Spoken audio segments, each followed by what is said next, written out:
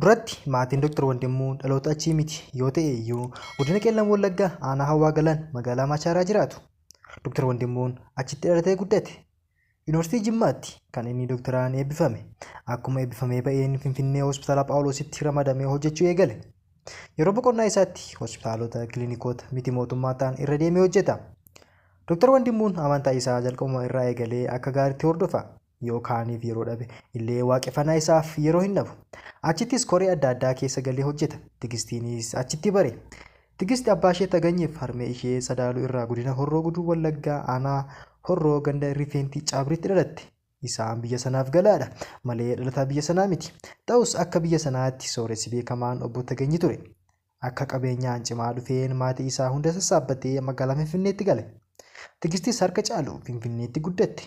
Maatiin ishees ta'ee isheenis akka gaariitti amantaa isaaniitti cichu. Amantaan isaaniis amantaa Ortodoksiidha. Tigistiif Dr. Wandimmoon yeroo wal baran Tigisti barattuu kutaa 11ti. Warri ishee akka gaariitti guddisanii carraan namoonni itti ishee barbaadanii argatan dhiphaadha. Yeroo baay'ee obboloota ishee wajjin deemti.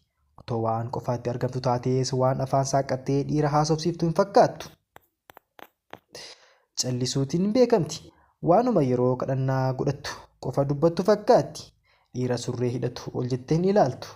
Homa ishee kan hin ilaalletti kan Dr. Wandimmoon ishee jaallachuuf murteesse. Ofii isaa haala mijataa waan dhabeef karaa gaggeessitoota amantaa isaanii itti dhaqe. Isheenis gaggeessitoota isaaniitiif iddoo guddaa waan kennituuf Dr. Wandimmoo jala hin deebifne. Jaalalli isheen isa jaallatte garuu quubsaa hin turre. Haaluma kanaan utuu yeroo ittiin kenniin kaadhimmate. Yeroo sana barattuu kutaa 12 turte. Dr. Wandimmoon kaadhimmatee utuu hin turiin barumsa dabalataa biyya bakkeetti argatee deeme. Tigistis barnoota yuunivarsiitiif darbittee yuunivarsiitii Baardaaritti ishee ga'e. Innis barnoota isaa xumuree hanga gara biyyaatti deebi'utti isheenis hanga barnoota xumurtutti calleensa waggaa muraasaatu isaan gidduu ture. Hamma yeroo kanaatti innis isheenis waadaaf kakuu qubeelaa kabajanii turan. Yeroon boqonnaa barnootaa isaanii yeroo garaagaraa ta'us ji'a Dr. Wandimmoon galu qofa wal arguuf carraa qabaachaa turan. Akka barnoota xumuraniin gara gaa'ela isaaniitti akka seenan isaan miti namni iyyuu qophaa'aadha. Dr. Wandimmoon barnoota xumuruus gara biyyaatti waan hin deebi'in jiruuf yeroo eebba Tigisti carraa irratti argamee eebbisuu hin arganne. Maatii ishee qofatu argamee eebbisiise. Amma garuu eebbifamanii galanii isa argaa ijaaf wal eebochaa turan jaalala qilleensaa ta'ee ture sana akka nama nyaata dharraa nyaatutti qosmiittis ta'ee hiriyoota isaanii wajjin dhamdhamaa jiru. Dhamdhama harraba dhimma isaanii lafarra harkisuu hin barbaanne. Akka ariifatuuf haalduree lafa jalaan xumuraa jiru. Dr. Wandimmoon Tigistis gama ishee ilaallatuun marii isaan gidduutti ta'uu dur mari'atan. Gaa'ela isaanii dura gaaffii wal gaafataniif deebii waliif deebisaniiru. Isa kan iccitii isaanii gaaffiin Dr. Wandimmoo inni guddaan Tigisti amanamummaa ishee eeggattee jiraachuu ishee ture. Kana immoo ishumarraa malee deebii amansiisaa hin argatu.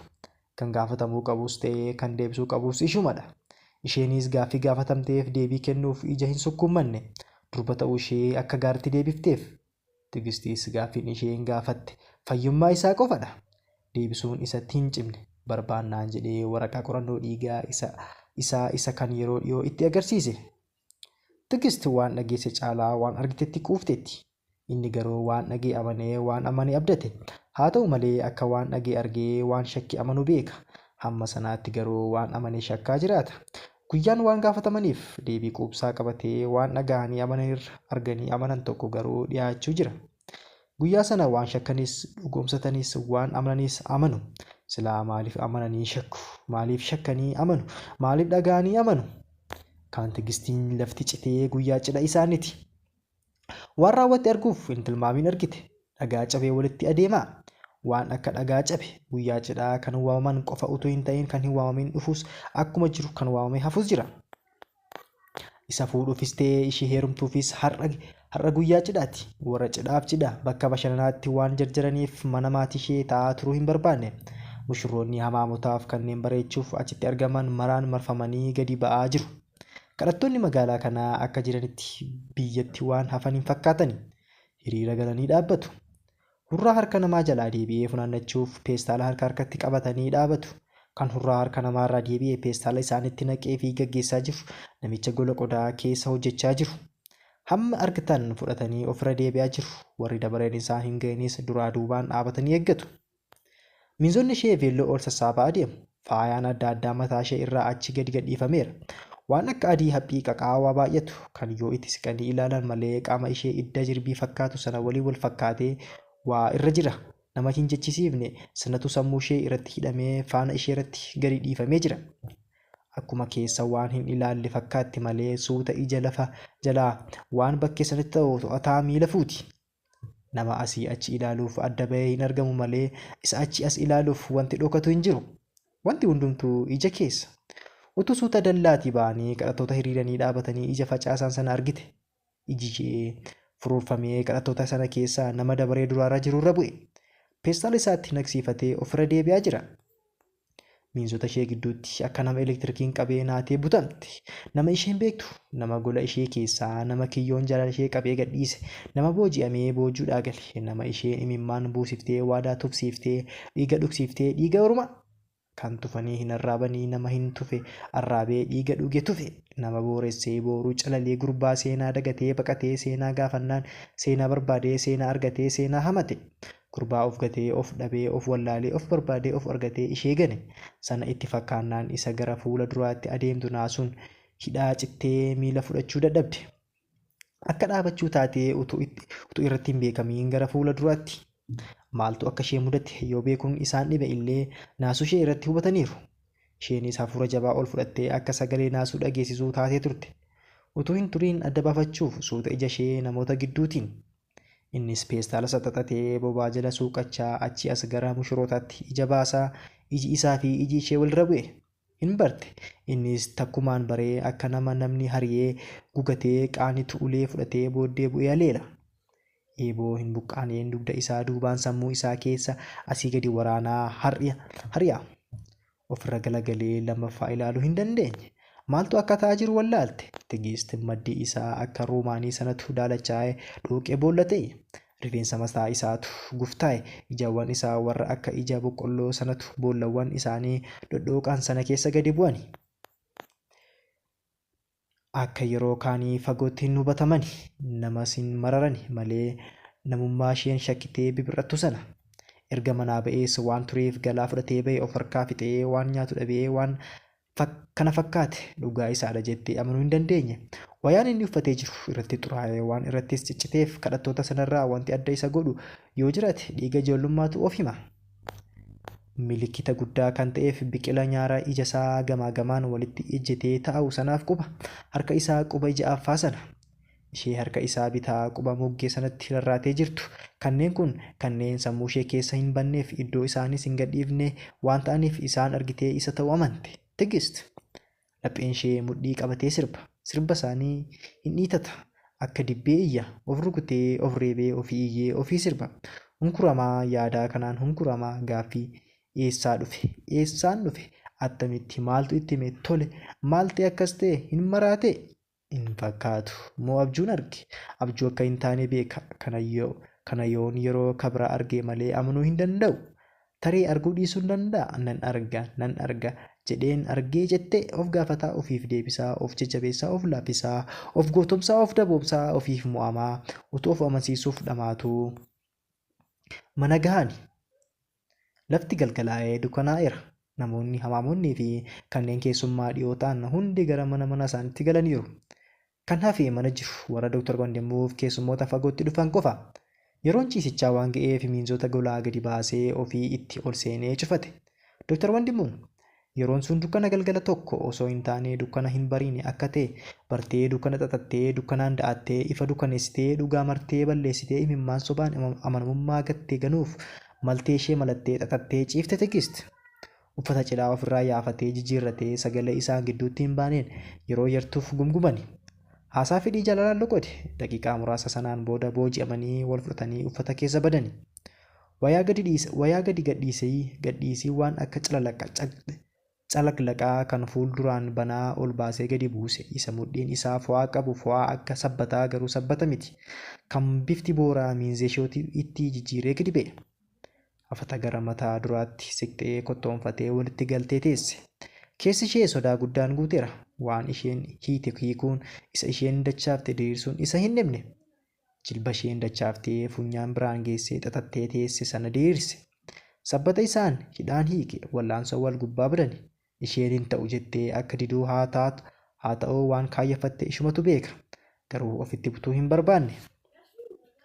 Ammaa booda maaltu haa ta'uuf wallaansoo wal qabu. Keessumaa Tigistiin maal fayyada? Wallaansoon kana booda utuu of dadhabsiisuu dhiiste. Utuu wal bubbutanii uffata ofirraa gatanii bakkee wal baasaniiru. Isarraas gadi quncee isheenis qullaa qulqulluudha. Yeroo inni saaqatee gidduu seenuuf irra oolu jilba ishee walitti qadaaddee miila ishee wal keessa xaxattee gangalatti. Heeyyamamtuu hin taane gola akka boolla daamuu urgaa'u kanneen ergaa guyyaa sanaa himaniin faayamee wal ga'e hafata lafarra gamaaf gamana ga'ee diriiree mijatee hafamee sanarra akka sa'aatii seekkoo wal naannessu. Akkuma sa'aatti dhiirri dhiiruma cufaa isheen cufte ciniintee qabde buqqisee waan isheen dhoksite baasuuf humna ishee caale. Isheenis akka mo'amte bartee isa hiiktee harka laachuu jalqabde. Fedhiinsaa akka malee dabalee qaamni isaa qophii hunda xumureera.